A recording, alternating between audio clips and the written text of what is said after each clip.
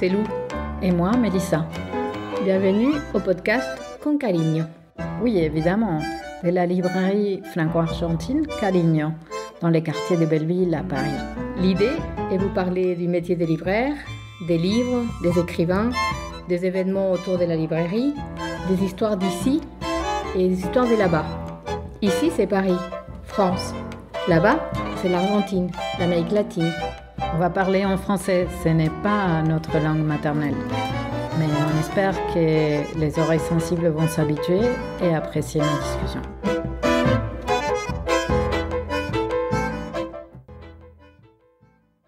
Bonjour. Bonjour. Bon, après avoir parlé pendant les 6 premiers épisodes sur le fonctionnement de la librairie, nous avons eu envie, pour cette nouvelle série, de vous parler des livres.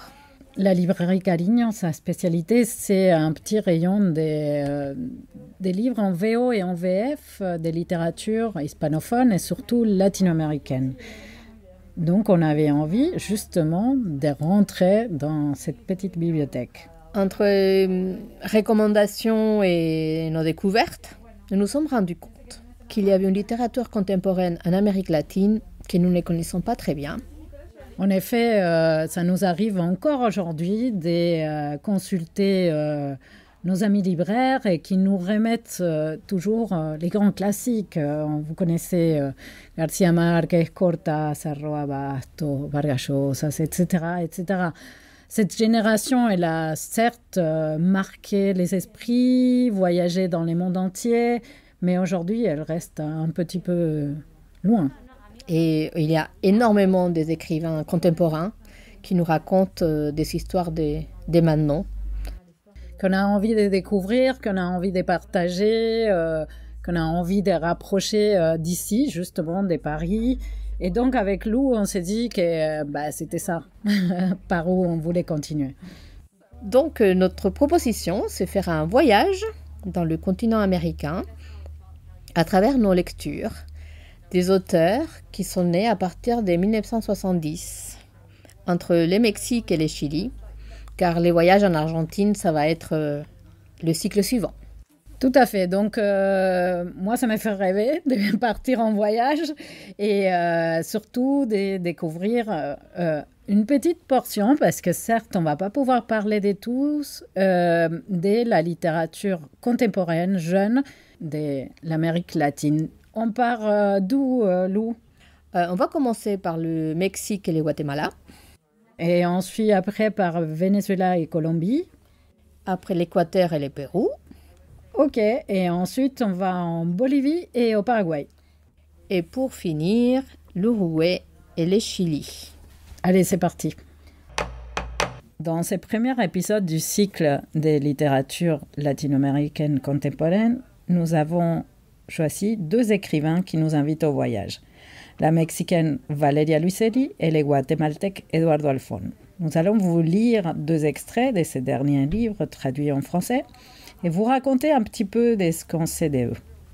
Et puis, on vous fera pour le plaisir un petit cadeau.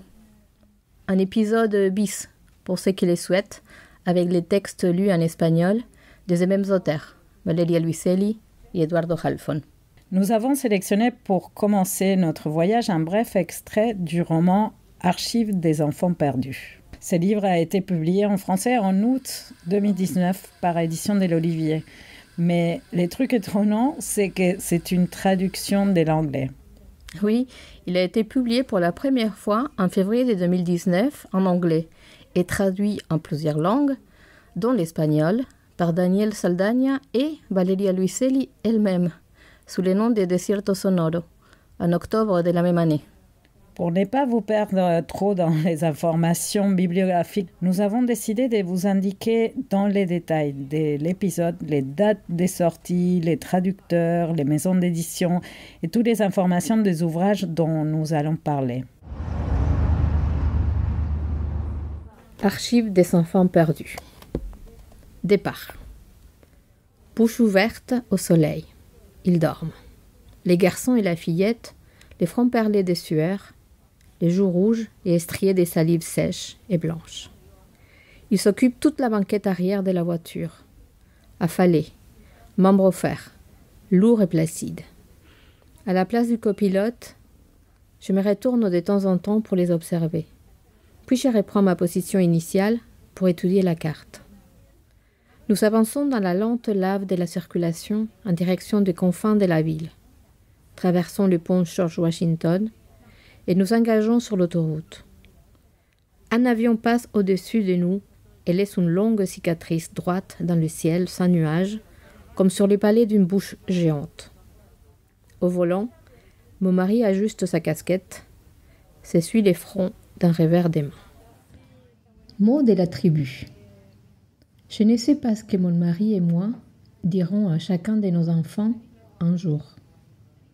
J'ignore quelle partie de notre histoire nous choisirons de conserver ou de supprimer pour eux, et quelles autres nous déplacerons pour les réinsérer afin de produire une version finale. Quand bien même ces 3 étapes du montage sonore, la conservation, la suppression et les déplacements constituent probablement les meilleurs résumés de ce que mon mari et moi faisons pour gagner notre vie. Mais les enfants voudront savoir, parce que c'est comme ça. Les enfants posent des questions. Et il faudra que nous leur racontions un début, un milieu et une fin. Il faudra que nous leur donnions une réponse, que nous leur fournissions une histoire qui tienne la route. Qui est Valeria Luiselli? Vous vous demanderez, non? Elle est née au Mexique en août 83, mais elle a grandi à l'étranger car son père était une sorte de diplomate. Elle a grandi entre les États-Unis, le Costa Rica, la Corée du Sud, l'Afrique du Sud. Et comme elle vivait à l'étranger, elle a été scolarisée dans des écoles internationales en anglais. Alors on se demande, non, est-ce qu'elle a toujours écrit en anglais? Pas du tout. À 16 ans, Valeria décide de quitter sa famille pour faire les 3 années de lycée dans une école UWC, École du Monde Uni.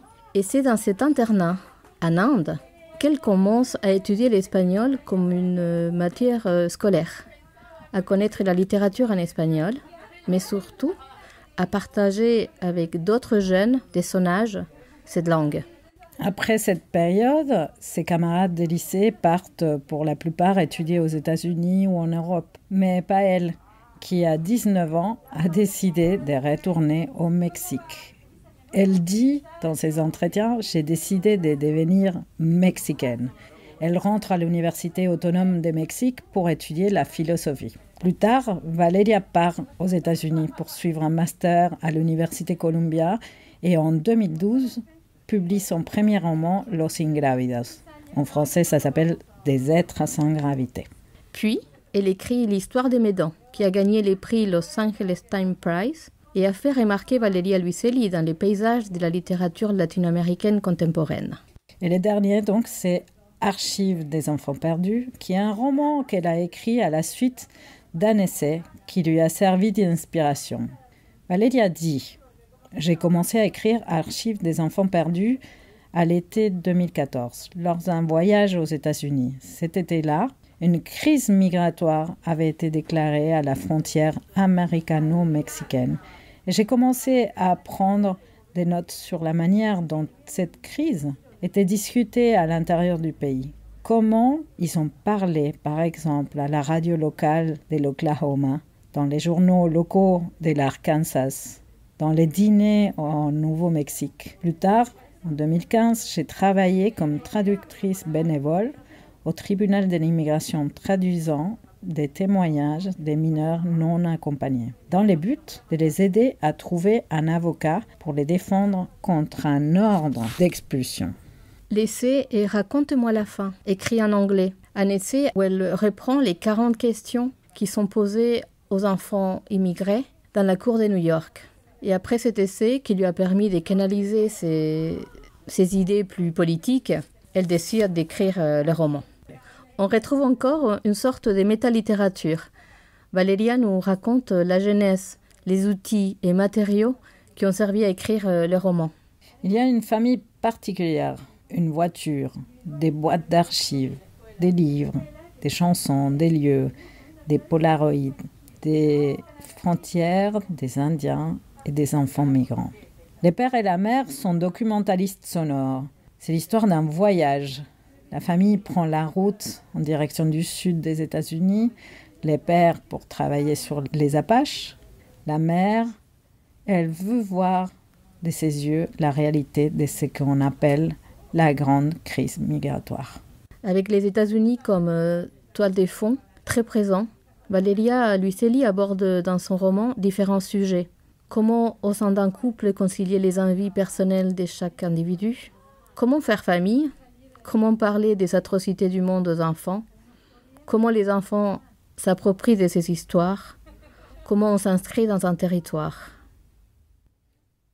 On vous recommande vivement tous ces livres. On adore en français ou en espagnol que vous pouvez trouver à la librairie Caligno. Nous continuons notre voyage, nous traversons la frontière et nous nous trouvons au Guatemala ou à Tokyo. On va voir. On va passer à notre écrivain guatémaltèque, Eduardo Halfon. On va vous lire les premières pages de son dernier livre sorti en 2020 qui s'appelle Canción, édité aussi en français par Quai Voltaire, sorti en 2021 avec le même titre.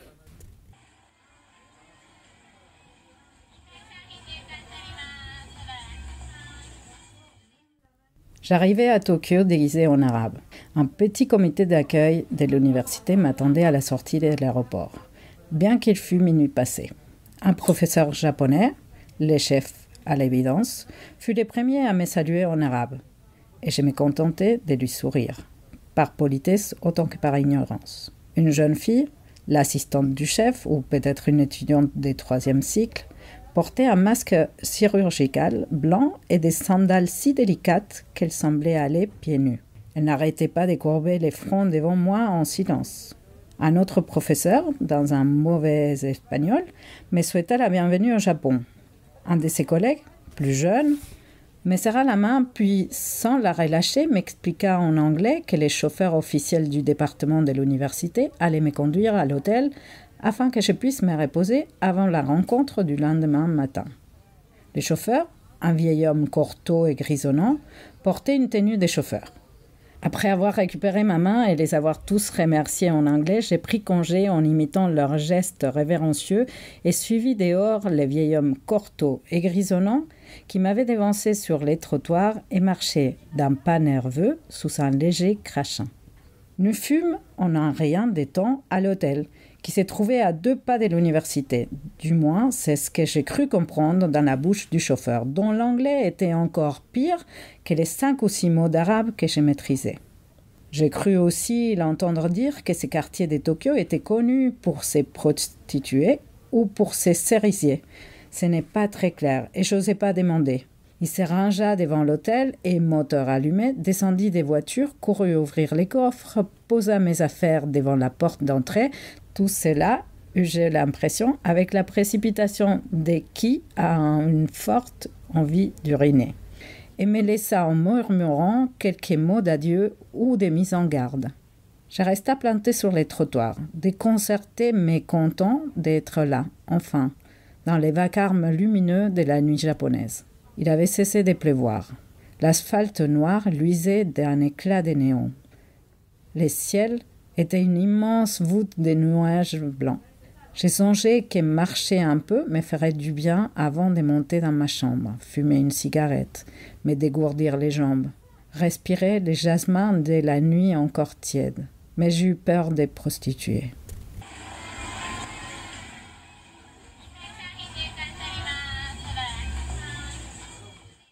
Qui est donc Eduardo Halfon? Eduardo est né en 1971 à Guatemala, mais a grandi aux États-Unis car il est parti vivre là-bas avec sa famille quand il avait 10 ans, suite à la situation politique assez turbulente à l'époque au Guatemala. L'anglais a pris le dessus, son éducation s'est faite en anglais, comme Valeria. L'espagnol est laissé de côté, rien ne le prédestinait à devenir écrivain. Comme il était bon en maths, il fait des études d'ingénieur, comme son père et son grand-père. Et alors, comment il devient écrivain? À 23 ans, il retourne au Guatemala car il a dû quitter les États-Unis une fois ses études finies, plus de visa. Il ne connaissait pas très bien l'espagnol ni la culture guatémaltèque. Et même si Eduardo travaillait avec son père comme ingénieur, il se sentait desubicado. C'est ce qu'il dit, désaxé. Il dit qu'il a toujours eu la sensation de ne jamais se sentir chez lui. Peut-être le fait d'être juif dans un pays catholique, il ne l'avait pas aidé parce qu'il n'avait pas vraiment des amis juifs. Il n'avait jamais senti ni le Guatemala ni l'espagnol comme sa maison. Donc il était un peu déprimé sans savoir quoi faire. Et à 28 ans, il décide donc de retourner à la fac du Guatemala pour étudier la philosophie. Parmi ses cours, il a des cours de littérature. Et là, il est tombé amoureux de la littérature. Il dit que la conséquence de beaucoup lire est d'écrire. Évidemment, il a commencé à écrire en espagnol. Oui, il paraît qu'il réfléchit en anglais, mais écrit en espagnol. Même si au début, il ne maîtrisait pas très bien cette langue. Mais bon, il finit par devenir professeur à l'université de Guatemala, puis déménage à Paris. Il a une énorme production littéraire, assez particulière. Une chose à prendre en compte, c'est que les personnages de tous ses livres s'appellent Eduardo Halfon. Et son dernier livre, Canción, sorti en 2021, écrit en anglais, c'est un truc un peu spécial. C'est-à-dire que jusqu'à là, l'anglais, c'était plutôt pour les commandes. Mais il ne s'était pas lancé dans une fiction en anglais. Canción, c'est un nom assez particulier.